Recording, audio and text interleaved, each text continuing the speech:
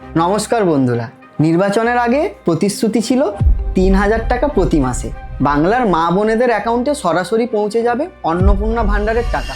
1 मई 3,000 টাকা ঢুকবে। 1 से 5 तारीख के अंदर 3,000 रुपया हर माता के बैंक अकाउंट में ट्रांसफर करें। 1 मई আমরা 3,000 টাকা দেব। ব্যাস, ব্যালটে ভোট পড়লো, সরকারও বদলে গেল। কিন্তু ঠিক 1 জুন যখন টাকা ঢোকার কথা, তখন সামনে এলো 11 পাতার ফর্ম। হ্যাঁ, ঠিকই শুনেছেন, 11 পাতার স্ক্রিনিং ফর্ম।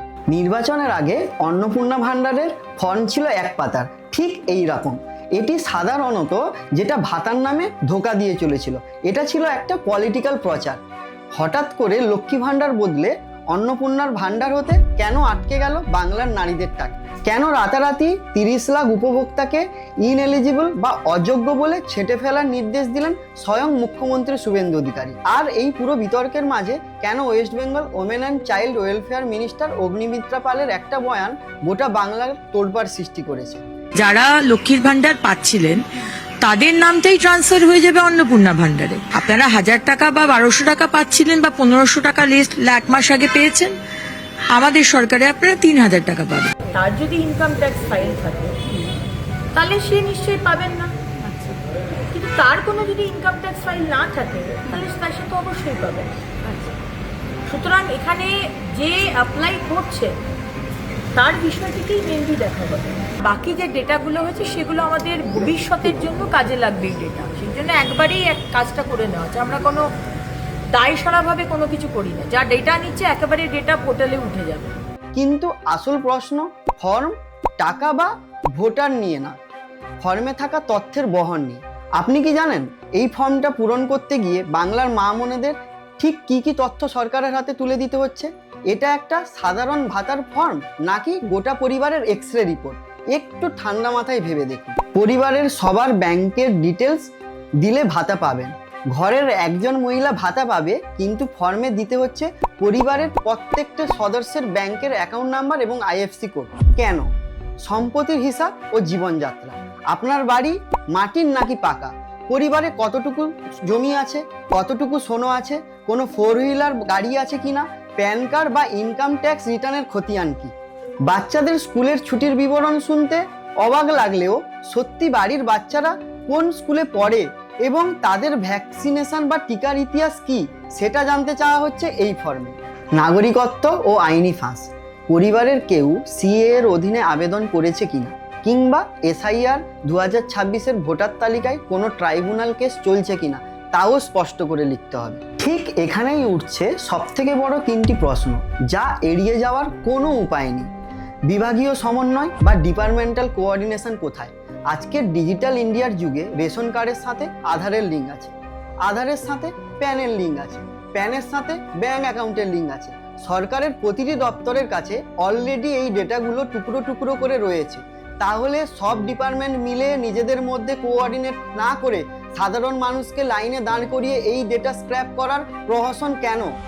ডেটা সিকিউরিটি বা সাইবার নিরাপত্তা নিয়ে আমরা প্রায়ই খবরের কাগজে দেখি অমুক সরকারি ওয়েবসাইট ক্র্যাশ করেছে বা সাইবার অ্যাটাকে লক্ষ লক্ষ মানুষের ব্যক্তিগত তথ্য ডার্ক ওয়েবে লিক হয়ে গেছে। যদি এই 11 পাতার ফর্মে দেওয়া আপনার প্যান কার্ড, ব্যাংক অ্যাকাউন্ট, জমির দলিলের মতো অতি সংবেদনশীল ব্যক্তিগত তথ্য হ্যাক হয়ে যায় বা অপব্যবহার হয়, তার দায় কে নেবে? সরকার কি সেই গ্যারান্টি দিতে পারবে? তৃতীয় এবং সবচেয়ে মারাত্মক প্রশ্ন, ভোটের রাজনীতি। নির্বাচনের আগে রাজনৈতিক দলগুলো বাড়ি বাড়ি গিয়ে ভোট চায়, তখন তো এই ফর্মের বালাই থাকে না। কিন্তু জেতার পর 3,000 টাকা দেওয়ার নাম করে ঘরের ভেতরের খবর, কার রাজনৈতিক বা আইনি অবস্থান কি, কার নাগরিকত্ব নিয়ে কি প্রশ্ন আছে, এই সমস্ত ডেটাবেস এক ছাতার তলায় আনা হচ্ছে। কালকে এই বিপুল ডেটাবেস ব্যবহার করে যদি ভোটারদের টার্গেট করা হয়, যদি আপনার ব্যক্তিগত ডেটা কোনো দলের নির্বাচনী প্রচারের ব্লুপ্রিন্ট হিসেবে ব্যবহার করা হয়, তবে সেটা কি সাধারণ মানুষের গোপনীয়তা, অধিকার বা প্রাইভেসির ওপর সবচেয়ে বড় আঘাত নয়? আসুন একটু সহজ ভাষায় অঙ্কটা বুঝি। বাংলায় প্রায় 2 কোটি মহিলা এই ভাতার আওতায় আছেন। প্রত্যেককে মাসে 3,000 টাকা দিতে গেলে সরকারের খরচ হবে মাসে 6,000 কোটি টাকা, অর্থাৎ বছরে 72,000 কোটি টাকা। তার উপর সুপ্রিম কোর্টের নির্দেশে সরকারি কর্মচারীদের বকেয়া মহার্ঘ ভাতা বা ডিএ মেটাতে রাজ্যের পকেট থেকে যাচ্ছে আরও 40,000 কোটি টাকা। রাজ্যের ভাড়ার এখন শূন্য। তাই সোজা ভাষায় বলতে গেলে এই ভেরিফিকেশনের ডিলে বা যাচাইকরণের দেরিটা আর কিছুই নয়, রাজকোষকে দেউলিয়া হওয়া থেকে বাঁচানোর জন্য সরকারের একটা অফিসিয়াল টাইম বাইং ট্যাকটিক বা সময় কেনার কৌশল, এর ঝাড়াই বাছাই প্রক্রিয়া। তাহলে ভেবে দেখুন, 3,000 টাকার বিনিময়ে আপনি কি আপনার এবং আপনার গোটা পরিবারের জীবনের সমস্ত ব্যক্তিগত গোপন তথ্য সরকারের হাতে নিঃশর্তভাবে তুলে দিতে রাজি আছেন? যে রাজ্যে সরকারি ওয়েবসাইট ক্র্যাশ হওয়া একটা রোজকার ঘটনা, সেখানে আপনার ব্যাংক অ্যাকাউন্ট, প্যান কার্ড, জমির দলিল, ডেটা সুরক্ষিত থাকবে তো? সরকার তো প্রতিশ্রুতি পূরণ করবে বলেছে, কিন্তু এই 11 পাতার ফর্মে লুকিয়ে থাকা সাইবার নিরাপত্তা আর প্রাইভেসির প্রশ্নটা কিন্তু থেকেই যাচ্ছে। এবার আপনার পালা, নিচের কমেন্ট করে আমাকে জানান, ভাতা পাওয়ার জন্য এই ধরনের সর্বগ্রাসী ডেটা কালেকশনকে আপনি কি সমর্থন করেন, নাকি আপনার মনেও এই ডেটা লিক বা অপব্যবহারের ভয়টা কাজ করছে? আপনার মতামত কমেন্টে অবশ্যই লিখুন, আমি নিজে প্রত্যেকটা কমেন্ট পড়ব। বাংলার রাজনীতি, অর্থনীতি আর এই ধরনের গুরুত্বপূর্ণ বিষয়ের ইনভেস্টিগেটিভ এবং বিশ্লেষণ যদি আপনার ভালো লেগে থাকে, তবে এখনই সাগর মান্না এই চ্যানেলটিকে ফলো করুন।